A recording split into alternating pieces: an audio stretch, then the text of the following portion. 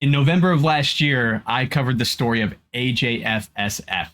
It's an organization that looks after the interests of futsal players, primarily in Spain, but they have a organization as a part of their team that covers the women's game as well, and they made a massive wave in social media and in news when they publicly condemned FIFA for not coming up with a women's version of the Futsal World Cup. After 32 years at the time of the men's game being played, they insisted that FIFA answer with some kind of roadmap and plan for a Women's World Cup in the near future. They condemned them for continuing to brush off the recommendation to create the Women's World Cup and the demands of the players to be given that world stage to play on. And up to this point, we've only ever seen some regional contests, for example, the UEFA Euros, or most recently, the Copa America that just saw Brazil win against Argentina in another instant classic between the two teams. But before we get too far ahead of ourselves here, I was super happy to announce back in January that the FIFA announcements for the next World Cups also included that they were going to be approving the Women's World Cup. Now, that was literally all the news we had at the time, was that a Women's World Cup had been approved, more details to follow. Most assumed it'd be several years before we actually saw that cup, and they were right. We're going to look at about 3 years from the time of announcement that we see a Women's World Cup. Timing is still TBD, except for the fact that we know the calendar year that it'll be played in, which is 2025. So we will see our first ever FIFA Women's World Cup in 2025. Very exciting time for the sport and for women's sports in general, as there are massive strides happening across all sports for the women's game.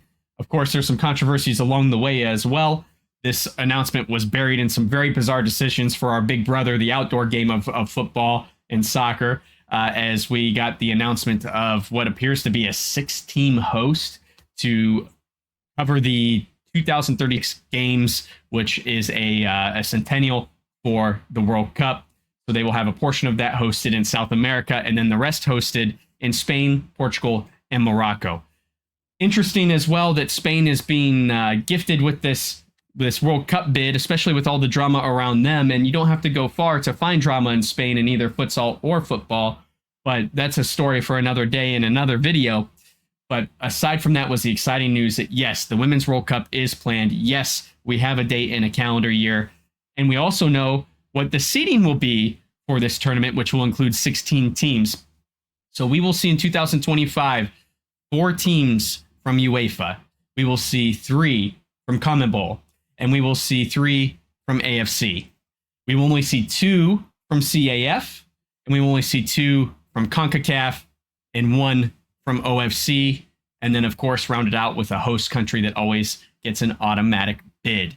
If you guys are unfamiliar with the teams that may be involved in these different regions for the women's game, fear not, because you are not alone. There's really not a lot of coverage of women's futsal in today's world, unfortunately, particularly at a national level. A lot of FAs have not seen the importance of women's futsal like futsal fans do, because there was no end game like this World Cup. So hopefully over the next couple of years, we will see more football associations announce women's teams. You know, it wasn't that long ago that England had promised us a U19 women's team. We've not seen that yet, but hopefully this formation of the World Cup and a little stronger structure to when it's happening will encourage them to do something like this.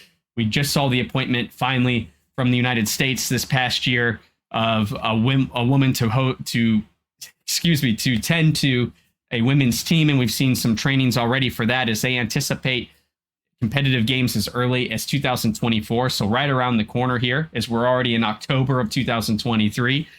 And then we've also seen the women's game take off in a lot of ways with the Copa America. The crowd, if you guys missed it, for the Copa America was extremely loud, particularly for host Argentina. I think that it is a very healthy region to see some women's teams that could bring some serious quality to the first ever women's futsal World Cup. Now, I say that with tongue in cheek because there is a world championship for the women's game in Futsal de Salon, which is another variation of the rules for futsal. Some argue it's the first futsal. There's some minor rule differences. Some consider them to be a little outdated for today's game and feel that FIFA's version is a little bit faster paced. Personally, the FIFA rules are my preference, but if I find futsal online, I don't mind watching either version of the sport.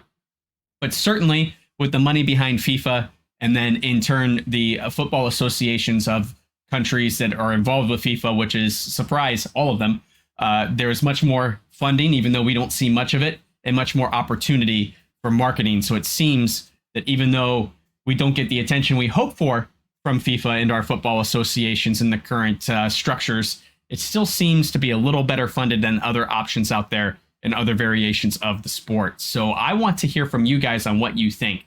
Is this a boring announcement for you because you've been following the World Championships, or is this an exciting announcement for you as the women's game continues to grow and expand at the top level, with FIFA finally giving us our Women's Futsal World Cup? I want to hear from you guys in the comments. Sound off below. Let us know what you think. And until I hear from you then, don't forget to play with your soul.